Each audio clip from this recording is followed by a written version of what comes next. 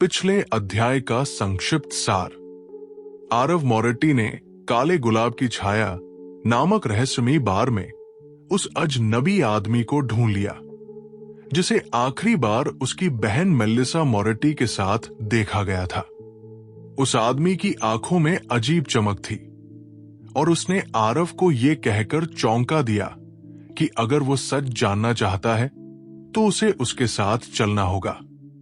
अब आरव के सामने सबसे बड़ा फैसला था। क्या वो उस अजनबी पर भरोसा कर सकता था? बार के अंधेरे कोने में बैठे आरव की आंखें उस आदमी के चेहरे पर टिकी थी। तुम्हें मेरे साथ चलना होगा, आदमी ने दोबारा कहा। आरव ने गहरी सांस ली, लेकिन कहा। अजनबी हल्के से मुस्कुराया, उस जगह जहां ये सब शुरू हुआ था। फिर वो अपनी सीट से उठा और बिना कुछ कहे बाहर की ओर बढ़ा। आरव को ज्यादा सोचने का मौका नहीं मिला। अगर उसे सच जानना था तो उसे ये जोखिम उठाना ही था। वो उसके पीछे चल पड़ा। अंधेरी गली का सफर, रात का समय था और तेजपुर नगर की गलियां लगभग वीरान हो चुकी थी। अजनबी आदमी बिना रुके चलता जा रहा था। आरव ने गौर किया कि उसकी चाल सामान्य लोगों से अलग थी, जैसे उसे अंधेरे में चलने की आदत हो।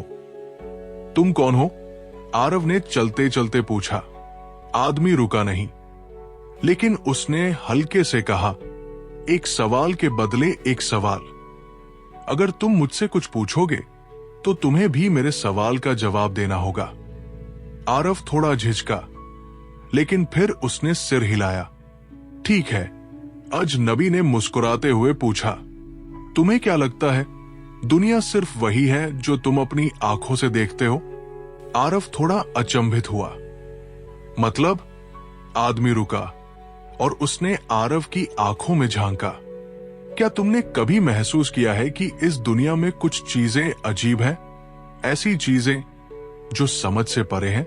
आरव को याद आया उसका अचानक दूसरे शरीर में जागना, अखबार में अपनी मौत की खबर देखना, और अब ये अजनबी आदमी जो इंसानों जैसा लग ही नहीं रहा था। उसने धीरे से कहा, हां, मैंने ऐसा महसूस किया है। आदमी मुस्कुराया। तो तुम तैयार हो?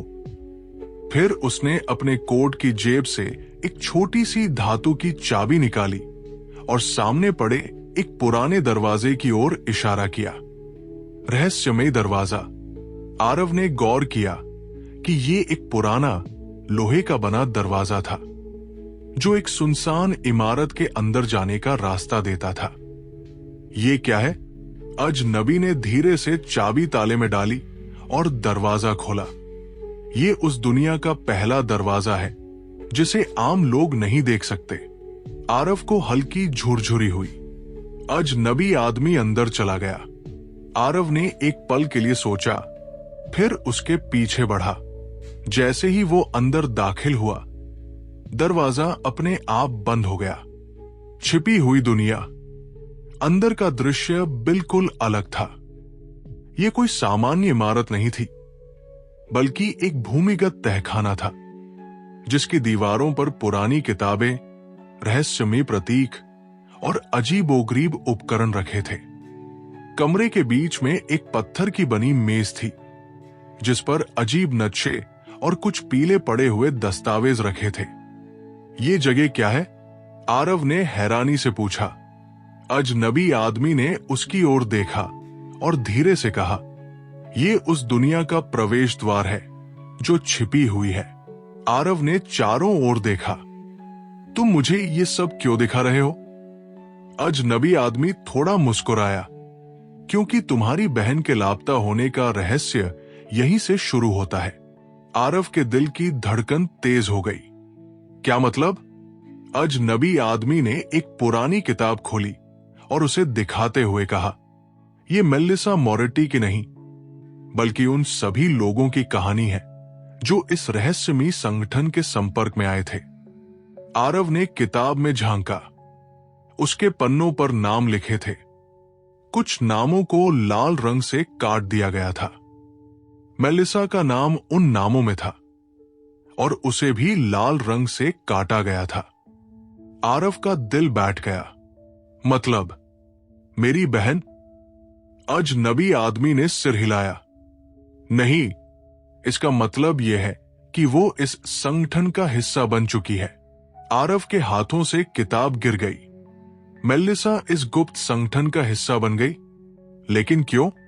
अजनबी आदमी ने गहरी सांस ली। ये सवाल अब तुम्हें खुद ढूंढना होगा, लेकिन याद रखना, जब तुम इस रास्ते पर चलोगे तो पीछे लौटने का कोई रास्ता नहीं होगा। आरव की मुट्ठियां भिंच गई। मैं डरने नहीं आया। मैं मेलिसा को वापस लेकर जाऊंगा, चाहे कुछ भी हो।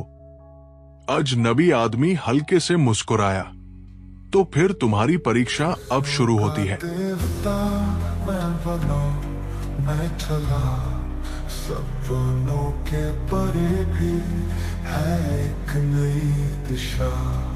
जादू की लकीरें, तकदीर का खेल, क्या मैं ही हूँ सच्चाई का मैं?